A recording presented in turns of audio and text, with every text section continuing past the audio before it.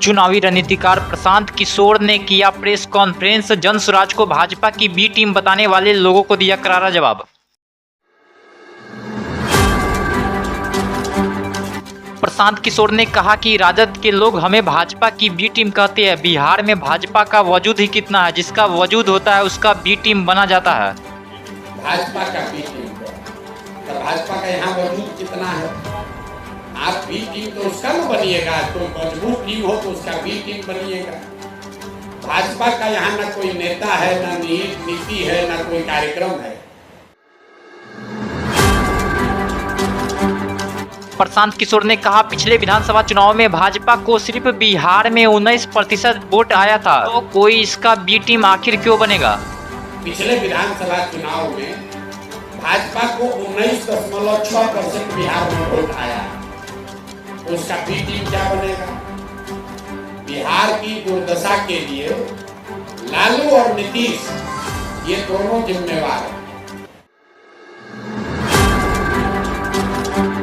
RJD के बयान पर बिहार सरकार के मंत्री और जदयू नेता श्रवण कुमार ने दिया जवाब। कहा, हर पार्टी के नेता इधर उधर संपर्क में रहते हैं। मंत्री श्रवण कुमार ने कहा, हम लोग भी इधर उधर संपर्क में ही रहते हैं, लेकिन जब से राजनीति में आए हैं तो वही है जहां हमें रहना चाहिए, जहां जनता का जनादेश है। हर पार्टी के नेता इधर उधर संपर्क में रहता है, लेकिन आपको देखना यह है कि कैसे नेता है जो इधर उधर के संपर्क में है। हम लोग भी संपर्क में रहते हैं, लेकिन जब से हम लोग राजनीति जीवन में आए हैं तब से वही है जहां रहना चाहिए, जहां जनता का जनादेश है, जनता का जो हुक्म है वही रहना चाहिए। इधर उधर की बात नेताओं को नहीं सोचना चाहिए।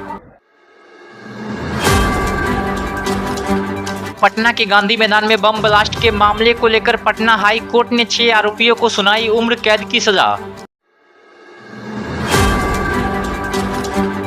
गांधी मैदान बम ब्लास्ट मामले में लोअर कोर्ट ने 4 आरोपियों को दी थी फांसी की सजा। पटना हाई कोर्ट ने सभी आरोपियों की सजा को उम्र कैद में बदला। बिहार के ग्रामीण इलाकों में रहने वाले लोगों के लिए आई अच्छी खबर। प्रदेश में करीब 1000 नए छोटे पुल बनाए जाएंगे। ग्रामीण इलाकों में रहने वाले लोगों को मिलेगी सुविधा।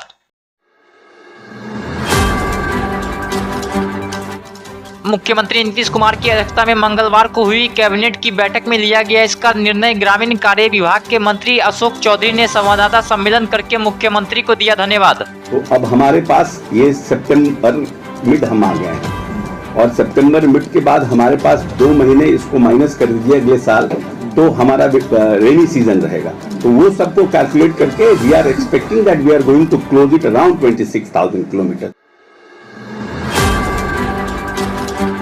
बिहार राज्य एनएचएम कर्मी कर्मचारी यूनियन ने 25,000 रुपए वेतन और 14 सूत्री मांगों को लेकर गए भूख हड़ताल पर। खाद्य एवं उपभोक्ता संरक्षण विभाग के मंत्री लेसी सिंह और सचिव सरवन ने प्रेस वार्ता कर दी जानकारी। कहा, बिहार में कुल 8 करोड़ 35 लोगों को प्रति महीने निःशुल्क खाद्यान्न उपलब्ध कराया जा रहा है। राष्ट्रीय खाद्य सुरक्षा अधिनियम के तहत लगभग 8 करोड़ 35 लाख लाभुकों को गुणवत्तापूर्ण अनाज पहुंचाने का कार्य खाद्य एवं उपभोक्ता संरक्षण विभाग कर रही है। राज्यसभा सांसद बनने के बाद राष्ट्रीय लोक मोर्चा के राष्ट्रीय अध्यक्ष उपेंद्र कुशवाहा आज दिल्ली से पहुंचे। पटना एयरपोर्ट पर कार्यकर्ताओं ने किया भव्य स्वागत।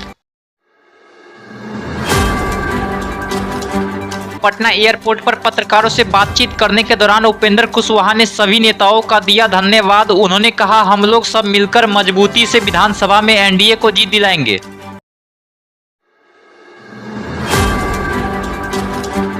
आरजेडी नेता तेजस्वी यादव ने बिहार में महागठबंधन की सरकार बनने पर 200 यूनिट मुफ्त बिजली देने का वादा को फिर दोहराया। स्मार्ट मीटर पर भी उठाए सवाल।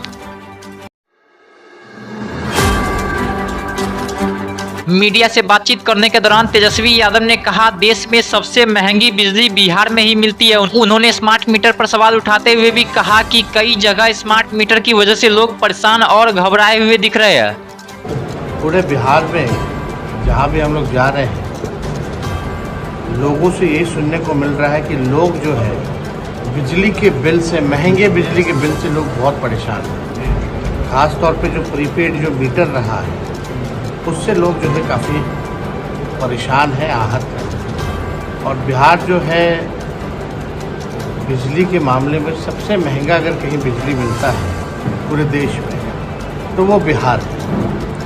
और हम बताना चाहेंगे कि हम लोग नया बिहार बनाना चाहते हैं, नई सोच के साथ बिहार के लोगों को आगे ले जाना चाहते हैं। तो अगर हम लोगों की सरकार बनेगी तो 200 यूनिट फ्री में बिहार के लोगों को बिजली हम लोग उपलब्ध कराएंगे।